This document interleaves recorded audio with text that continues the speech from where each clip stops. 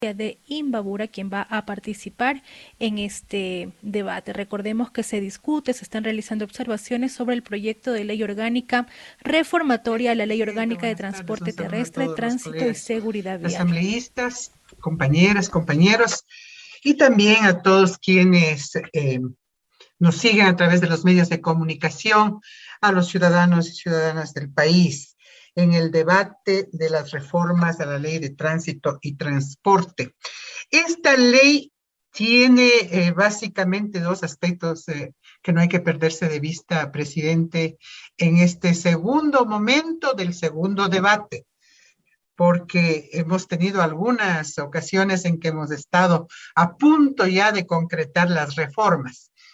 Y al parecer este también no va a ser suficiente y va a necesitar otro y último momento.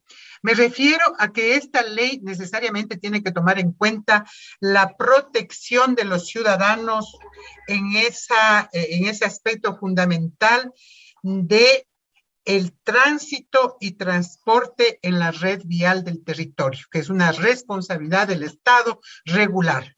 Y esta ley también tiene que ver con el aporte importante, indudable, al desarrollo socioeconómico del país, que implica la actividad del transporte público y privado en sus diferentes modalidades. Esos dos aspectos jamás deben perderse de vista en cualquiera que sean las reformas. Respecto a la protección de los derechos de los ciudadanos, no podemos dejar de señalar que una de las principales preocupaciones en las reformas ha sido el permanente incremento de los índices de accidentabilidad de tránsito en el país. No nos olvidemos, porque de pronto hoy por la pandemia, por las circunstancias que ha bajado, inclusive, ¿no es cierto?, el tránsito y ha estado en circunstancias de pare. Sin embargo, yo creo que los datos dan cuenta de que hay 4 causas que están ahí y que frente a ellos hay que establecer normas que regulen, al menos que logren frenar ese impacto que desprotege y que inclusive atenta contra la vida de los ciudadanos. El primero, exceso de velocidad. El segundo, conducir bajo efectos de sustancias psicotrópicas. El tercero, no respetar las señales de tránsito. El cuarto, no mantener la distancia con los vehículos que circulan por delante. Y un quinto, la responsabilidad del propio peatón cuando no respeta las zonas exclusivas.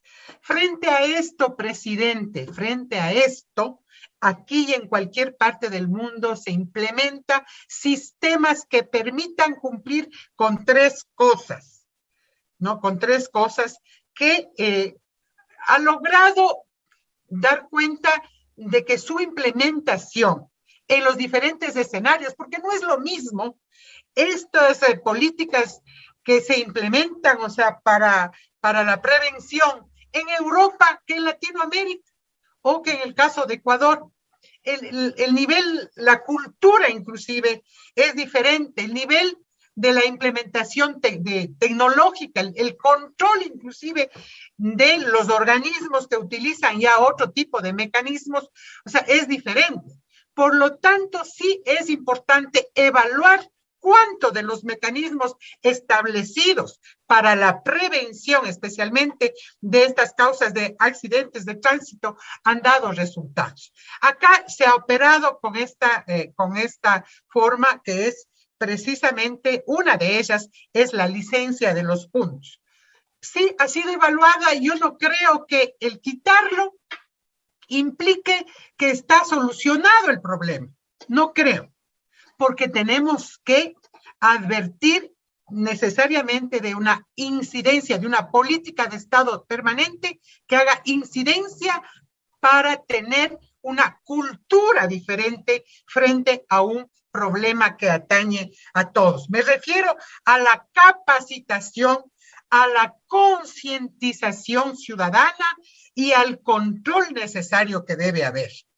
Se ha dicho acá que la ley establece y profundiza el tema de la educación, cuando se propone que las mallas curriculares incluyan seguridad vial, señales de tránsito y que además también la educación superior incentive la programación, la profesionalización de carreras respecto al tránsito y transporte, que haya campañas permanentes de difusión de los derechos, de la señalización, de la seguridad vial.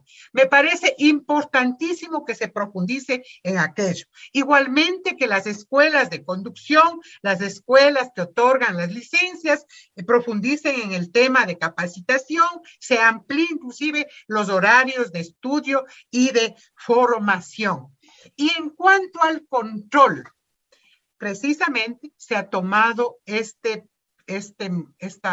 modalidad de la licencia de puntos, que ha causado problemas. Claro, pues, mayoritariamente acá ya no estamos en campaña.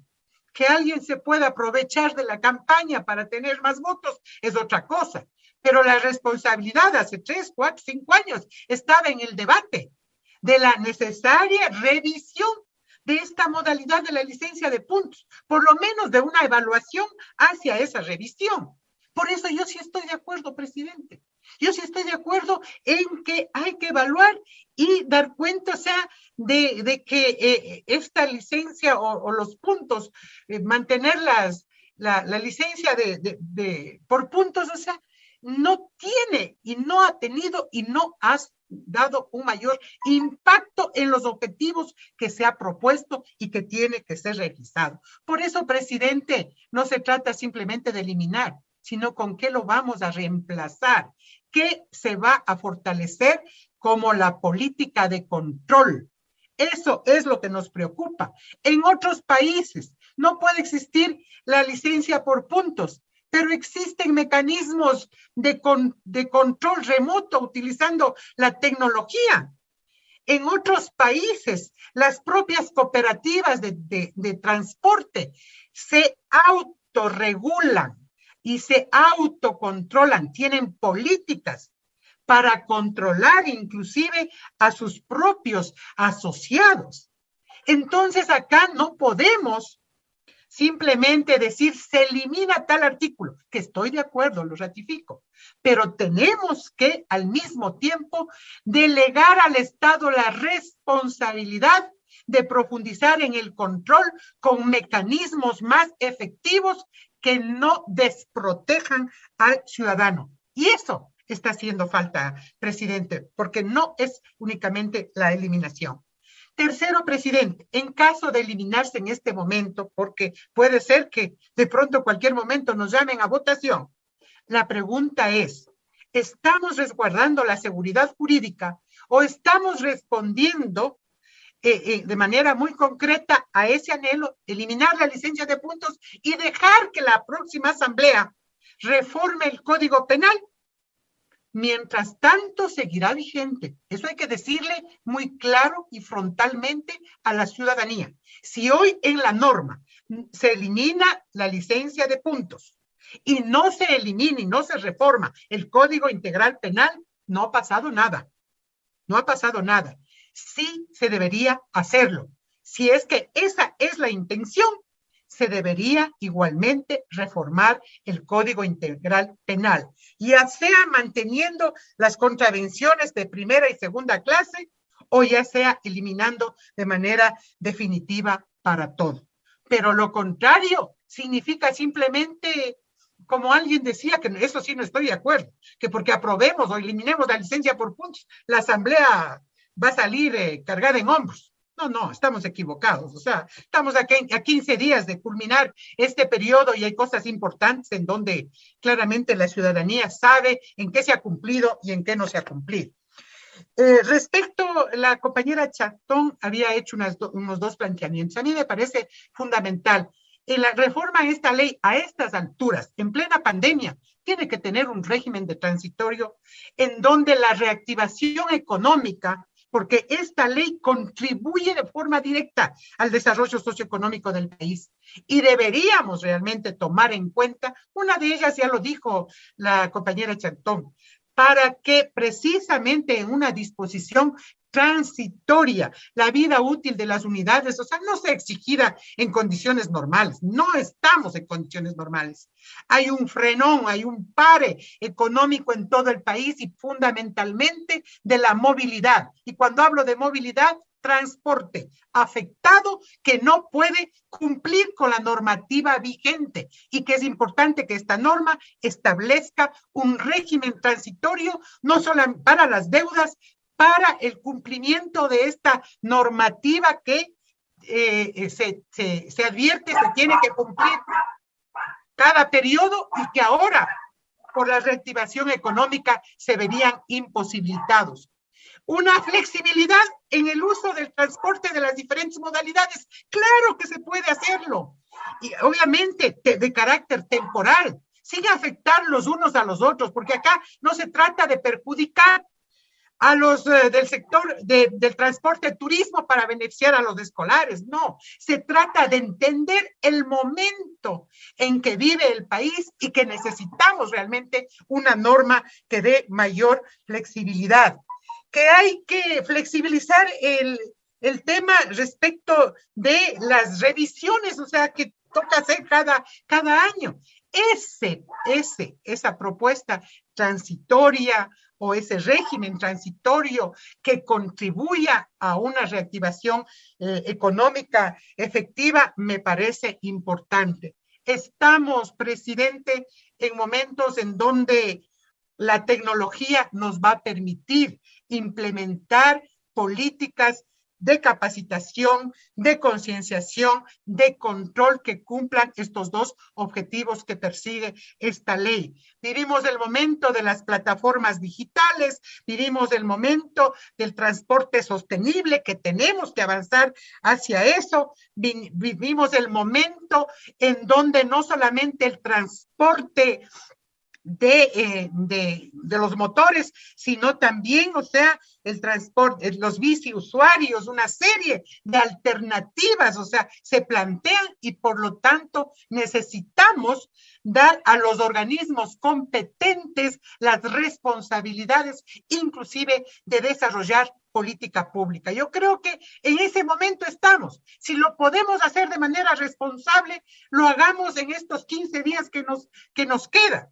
Pero no atropellemos en este momento porque de pronto saldrán con la sonrisa unos, pero también otros saldrán con la insatisfacción. Y finalmente, presidente, mezclar en esta ley política tarifaria. Yo respeto mucho al compañero Arias, que conoce el sector y todo, pero realmente no podemos en esta ley avalar, por ejemplo, una subida de pasajes, o no podemos avalar la permanente subida de los combustibles.